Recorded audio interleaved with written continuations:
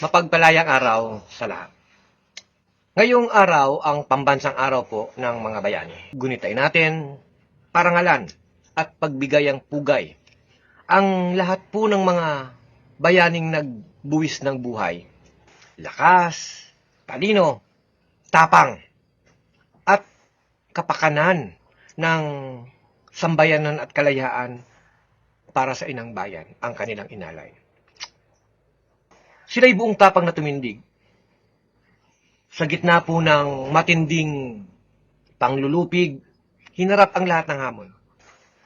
Sa kanila pong panahon, at hindi rin pwedeng ikaila, ang lahat pong mga bayani, mga makabagong bayaning nagbuwis ng buhay para sa sambayanan.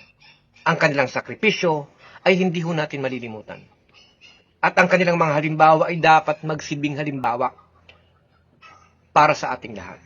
Naway magpatuloy tayo sa pagtataguyod ng tunay na malasakit, pagmamahal, bukas na pusong serbisyo para sa ating bansa, na katulad din po ng ginawa ng ating mga bayani.